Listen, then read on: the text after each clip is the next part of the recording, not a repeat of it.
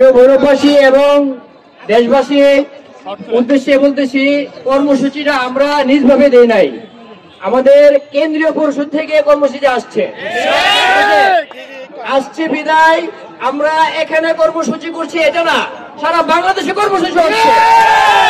আমরা আজকে থেকে 12-13 দিন আগে বলেছিলাম এখানে দুর্যোগ দপ্তরে যদি রহিসউদ্দিন হত্যার কোনো বিচার না হয় আমরা 6 গুণ মিটিং মিছিলের রাস্তা অবরোধের বিচারের দাবিতে দ্বিগুণ দেখাবো।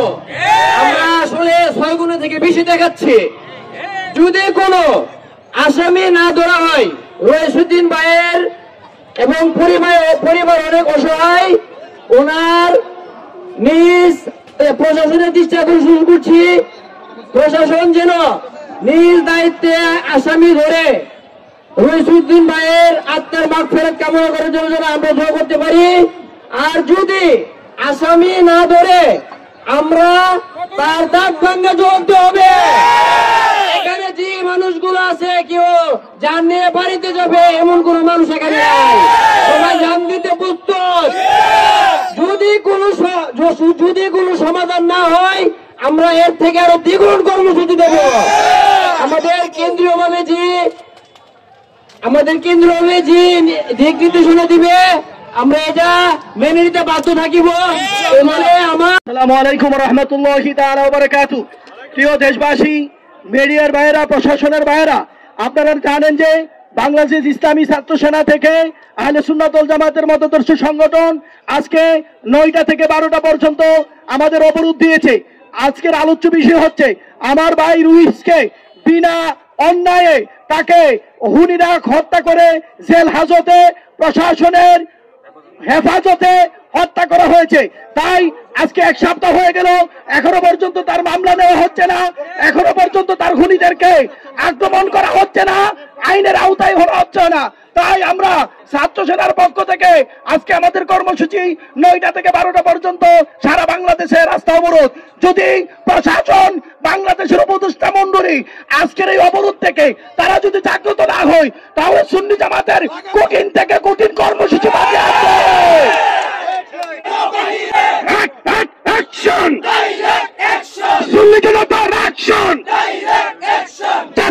অবরোধ চলছে 12টা পর্যন্ত, নির্দিষ্ট সময় পর্যন্ত আমরা অবরোধ কর্মসূচি পালন করবো ইনশাআল্লাহ। এরপরে আমরা এখান থেকে কেউ যাবো না, আমরা নির্দিষ্ট সময় পরে আমরা রাস্তা ছেড়ে দিব ইনশাআল্লাহ। এর ভিতরে কেউ একটা চুল পরিমাণ এখান থেকে লড়বেন না, জানাচ্ছি, একটা চুল পরিমাণ লড়বেন না, কেউ আমাদের শান্তিপূর্ণ কর্মসূচিকে বাধা দেওয়ার চেষ্টা করবেন না। আমরা কিন্তু অন্য অশৃঙ্খল জাতিগোষ্ঠী নই, আমরা সুন্নি জনতা, আমরা শান্তিতে বিশ্বাসী, আমরা শান্তিতে বিশ্বাসী। যেটা আমরা 26শে এপ্রিল আমরা ঢাকার মধ্যে আমরা প্রমাণ করেছি ইনশাআল্লাহ। যদি আমরা অশৃঙ্খল হতাম তাহলে ঢাকার একটা গাছপালা কিন্তু থাকতো না।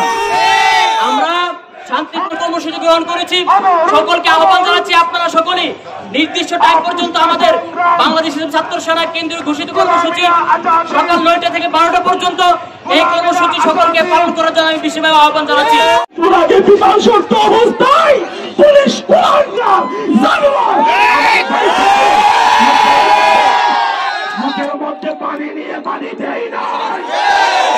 নিষ্ঠুর ঘটনা ইয়াজিদি কারবালার ঘটনার সাথে হারমান বলুন ঠিক কিনা?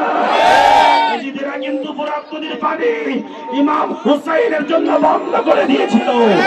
মুসলমানরা, ইমানদাররা যেমনি ভাবে কারবালাতেও পানি পাই না, জেলখানাতেও পানি পাই না। আমি সুষ্ঠু বিচারদারি করছি। আসসালামু আলাইকুম।